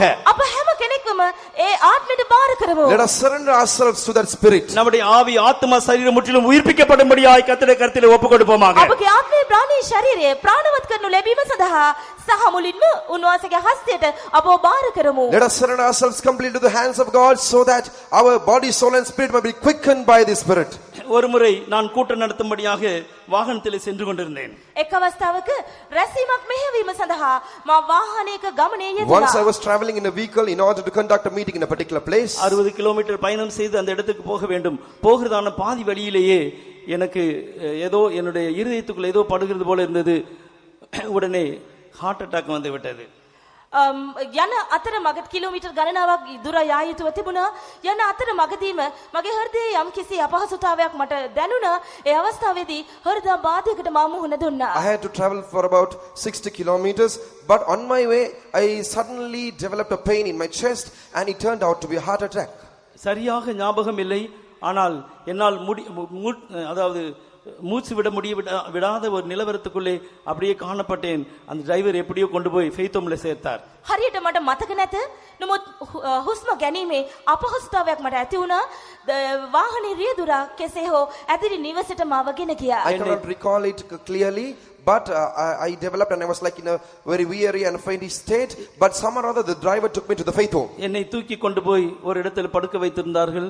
அங்கிருந்து தானே அந்த பிரதரை நீங்கள் இந்த கூட்டம் நடத்துங்க, பாஸ்டருக்கு இப்படி ஆகிவிட்டது என்று சொன்னார்கள். මා උසලාගෙන ගොස් ඔවුන් ඇඳක තැබුවා.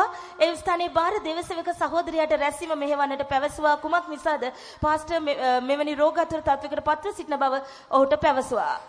They carried me and took me, laid me on a bed, and then they asked the junior brother there to conduct the meeting because I had fallen sick. அந்த நேரத்தில் பாஸ்டர் ஏர்னஸ்ட் அவர்கள் சொன்னதான சில காரியம் எனக்கு ஞாபகம் வந்தது. ඒ මොහොතේ පාස්ටර් අර්නස්ට් කිව්වා සමහර දේවල් මම මගේ සිහියට නැගුණා. At that time certain things which Pastor Ernest Paul had said came to my mind. Pastor Ernest had said it came to my mind. உயிர்ப்பிக்கிற ஆவியானவரை உரிமை பாராட்டி பெற்றுக்கொள்ள வேண்டும். ප්‍රාණවත් කිරීමේ ආත්මයන් වහන්සේවට හිමිකම් පාමින් අප ලබා ගත යුතුයි.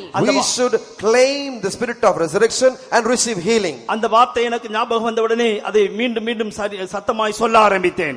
ඒ මොහොතේ මාගේ මතකයට නැගුණා.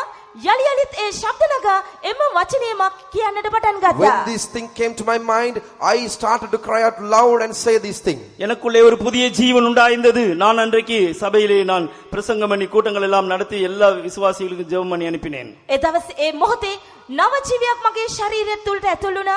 අනතුරුම ඒ රැස්වීම මෙහෙවා දේශනය කර අවසානයේ ඇතිරිවතුන්ට යාඥා කර පවා At the time a new life entered into me. That day I conducted the meeting and sermonized and prayed and sent all the believers. கர்த்தராகிய இயேசு கிறிஸ்து மத்தியாகத்தில் வரும்போது ஒரு உயிர்த்தெழுதலின் ஆவி நம்மை சந்திக்கும். நாம் உயிரோடு கூட எழும்புவோம், அல்லாவிட்டால் எடுக்கப்படுவோம் என்று சொல்லுகிறதானே அந்த நம்பிக்கை நமக்கு வேண்டாம். ස්වාමී යේසුස් ක්‍රිස්තුස් වහන්සේ මධ්‍යාකාශයට පැමිණෙන අවස්ථාවේදී ඒ නැවත නැගිටීමේ බලය අපව සම්මුඛ වෙනවා. ඒ අවස්ථාවේදී උන්වහන්සේ අපව වසවා ගන්නවා කියන ඔබ බලාපොරොත්තු ඇතුව අප සිටිය යුතුයි.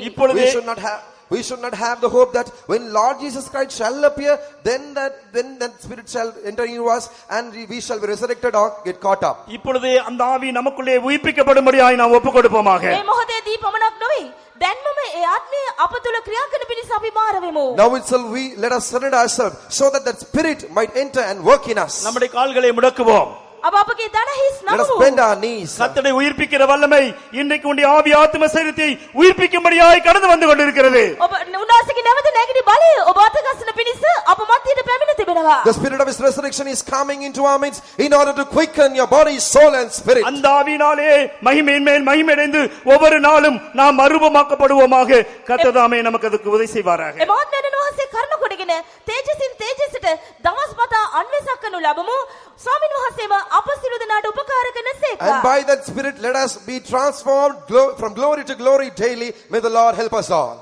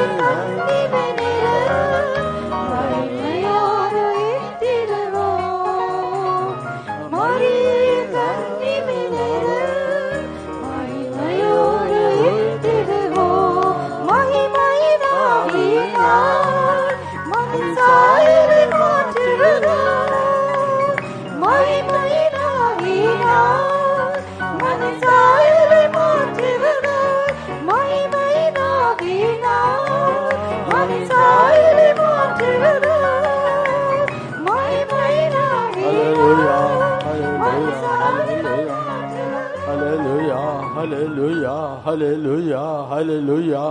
ஆமென். நம்மை நாமே உயிர்ப்பிக்கிறதான வார்த்தையில நாம் கேட்டோம். අපව ප්‍රාණවත් කරන්නා වූ වචනය අප ඇසුවා. மனுஷரால் தள்ளப்பட்டதும் தேவனால் தெரிந்து கொள்ளப்பட்டதும் வெளியேறப்பட்ட கல்லா இருக்கிறது. ගේ සාදන්නන් විසින් එපා කරනු ලැබුවා වූ ඒ ගලම ප්‍රධාන කොනේ ගල කරනු ලැබුවා අනර්ග ගලක් ලෙස මාරු වුණා.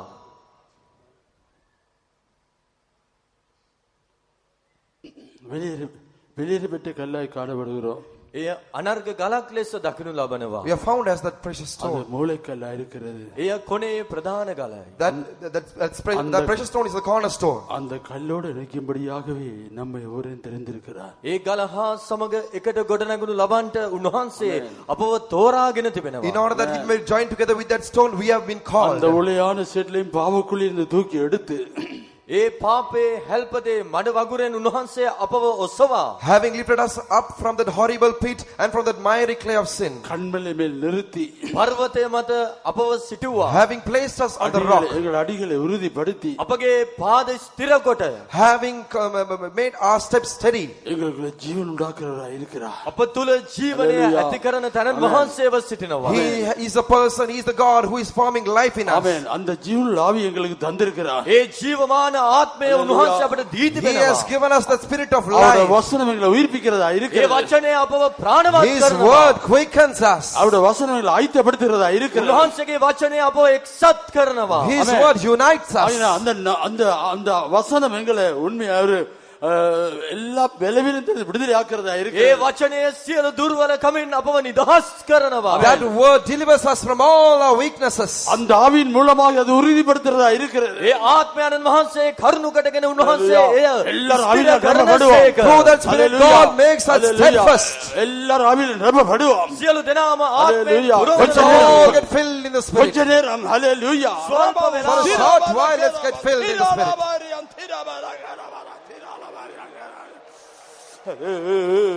Hallelujah, hallelujah, hallelujah, hallelujah.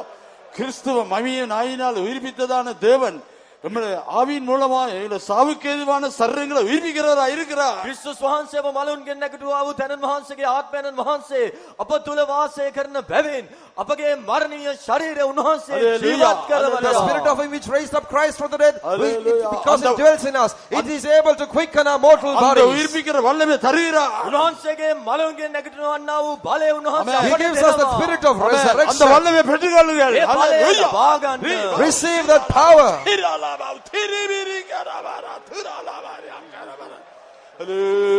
Hallelujah, hallelujah, hallelujah, hallelujah, hallelujah, la balaka tura la balaka tura la bariata la balaka.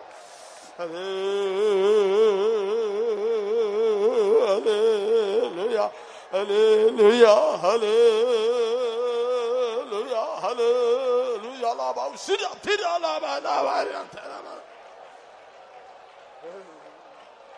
Hallelujah, hallelujah, hallelujah, hallelujah, hallelujah, hallelujah, la balaka rabala sara la bala maria.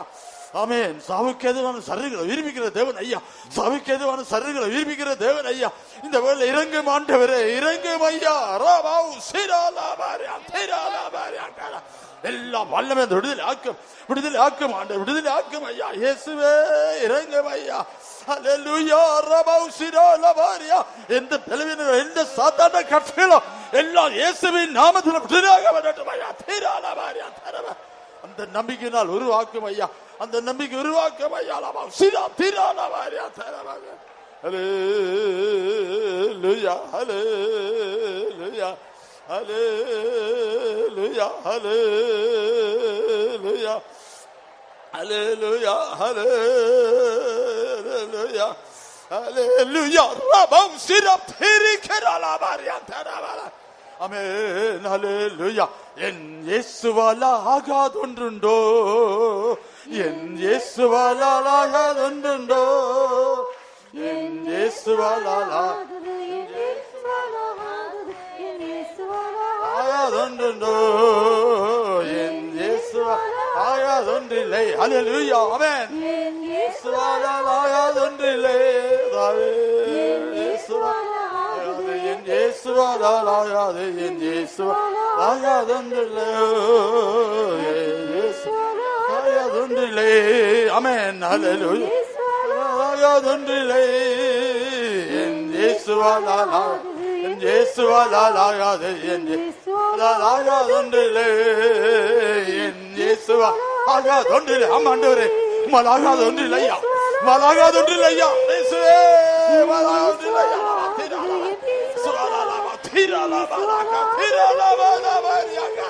உம்மால் முடியும் ஐயா. அதை விசுவாசிக்கிறோம் ஆண்டவரே. உம்முடைய வல்லமை இறங்கட்டும், உம்முடைய வல்லமை இறங்கட்டும் ஐயா. தீராலாவாரியா தெரிவிரிகரவந்தா. ஹல்லேலூயா, ஹல்லேலூயா, ஹல்லேலூயா, ஹல்லேலூயா. ஆமென். ஹல்லேலூயா, ஹல்லேலூயா. அந்த வல்லமை உங்களை குணமாக்குறதா இருக்கிறது. That power is அந்த வல்லமை உங்களை குணமாக்குறதா இருக்கிறது. That power is healing you. ஹல்லேலூயா. அந்த வல்லமை எல்லா தீய சக்தியிலிருந்து விடுதலையாக்குறதா இருக்கிறது. That power is delivering you from all evil powers. அந்த வல்லமை உங்களுடைய எல்லா தீமையிலிருந்து பாதுகாக்கிறதா இருக்கிறது. That power is preserving you from all evil. அந்த வல்லமை எல்லா பிரச்சனையிலிருந்து விடுதலையாக்கிறதா இருக்கிறது. That power is delivering you from all your problems. வருத்தப்பட்டு பாரம் சுமந்த நீ எல்லாரும் என்னிடத்தில் வாருங்கள். All those who are burdened and heavy laden, come unto me. நான் உங்களை விடுதலையாக்குவேன். I will deliver you. நான் உங்களை சுகமாக்குவேன். I will heal you. நான் உங்களை பாவத்திலிருந்து விடுதலையாக்குவேன். I will deliver you from your sins. பாவத்திலிருந்து விடுதலையாக்குவேன். I will deliver you from all your sins. இயேசு அழைக்கிறார். Jesus is calling you.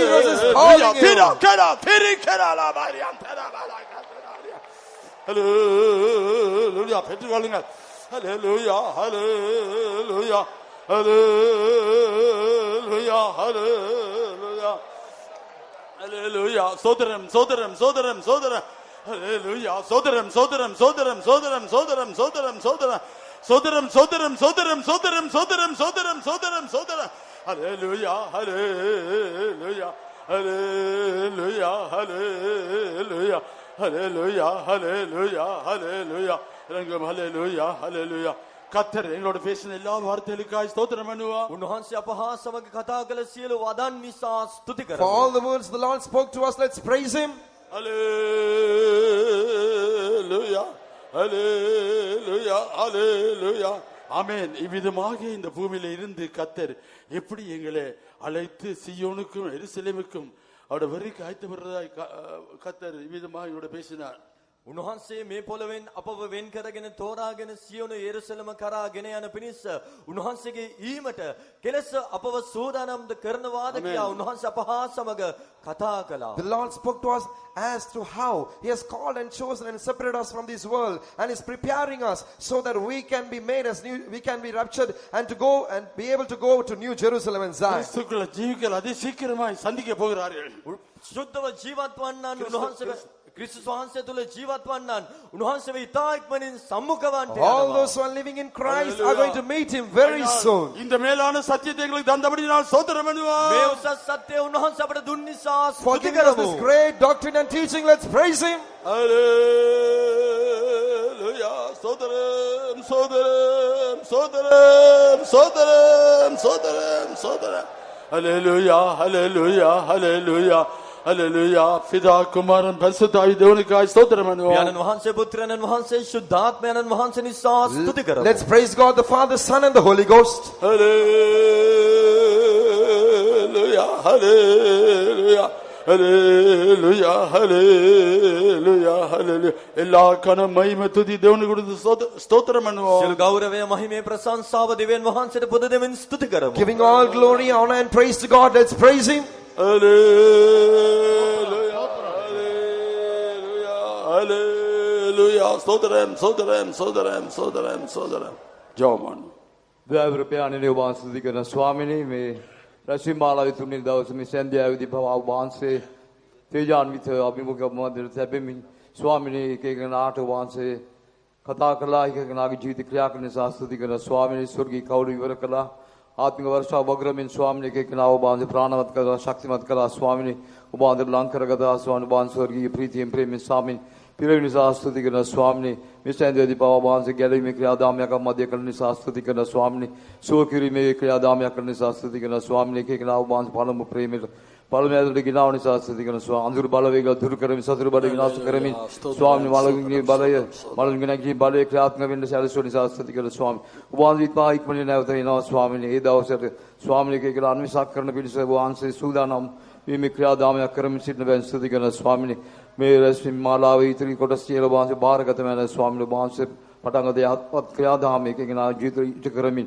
ඔබ වහන්සේගේ රාජ්‍ය ටීමට සූදානම් කරගත මැනව සියලුම ගෞරවයත් මම ප්‍රශංසාවත් ඔබ වහන්සේට පුද කරනවා මේ සියලු ඉල්ලා සිටින උතුම් වූ යේසුස් වහන්සේගේ නාමයෙන් ஆமென். அருமையான நல்ல பிதாவே நன்றியோடு உம்மை துதிக்கிறோம். இன்றைக்கு நடந்த கூட்டத்தை நீர் பொறுப்படுத்தீர் ஆசீர்வதித்தீர் அதற்காக ஸ்தோத்திரம். எல்லா ஊழியங்களும் பொறுப்படுத்தபடியினால் நன்றியோடு உம்மை துதிக்கிறோம். உயிர்ப்பிக்கும் வல்லமையினால் யாவரையும் உயிர்ப்பித்தீர் அதற்காக ஸ்தோத்திரம். இன்றைக்கு எங்களுக்கு தேவையான திவ்ய ஆலோசனை நீர் வெளிப்படுத்தினபடியினால் ஸ்தோத்திரம். ஆண்டவரே ஸ்தோத்திரம் ஸ்தோத்திரம். இந்த மூலக்கல்லின் மேல் நாங்கள் ஜீவனுள்ள கல்லுகளாக மாற்றப்பட வேண்டுமானால் என்னென்ன காரியங்கள் செய்ய வேண்டும் என்று தெளிவாக திட்டமாக நீர் எங்களோடு பேசினீர் அதற்காக ஸ்தோத்திரம். முதலாவது நீர் எங்களுக்கு ஜீவனை தந்தீர்.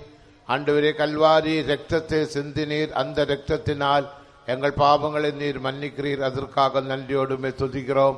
பாவங்கள் மன்னிக்கப்படும் போது எங்களுக்குள் ஒரு ஜீவன் உண்டாகிறது. அதுவே நித்திய ஜீவன். ஞான ஸ்நானத்தின் மூலமாக புதுதான ஜீவன் நீர் தருகிறீர்.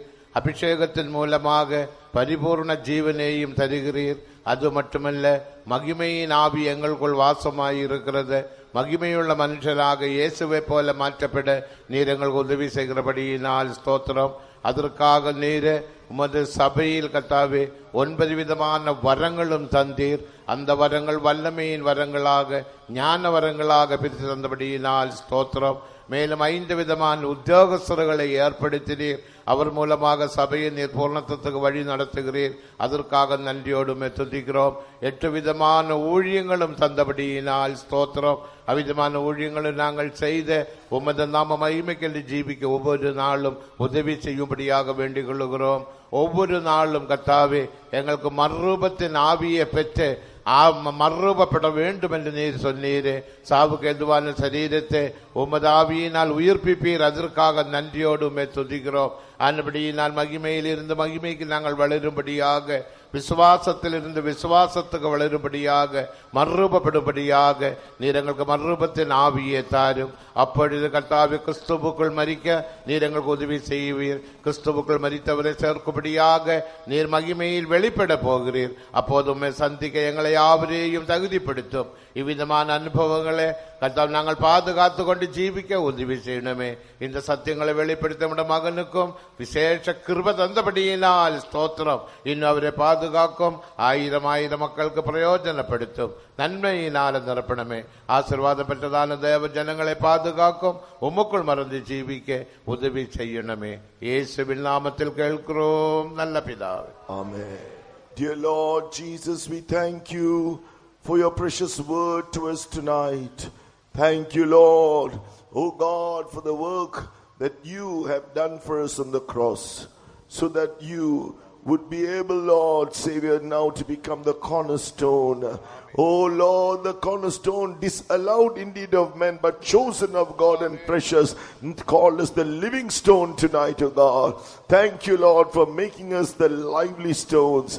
Thank you for your life that you gave for us on the cross and helping us to receive, oh Lord, that life, Lord, oh, repenting of our sins, experiencing the forgiveness and redemption through your blood. Now you have entered, oh God, into that most holy place, having obtained eternal redemption for us, that we should also be found with you there, oh, as the church, as the temple, oh Lord, built upon you, Lord Savior.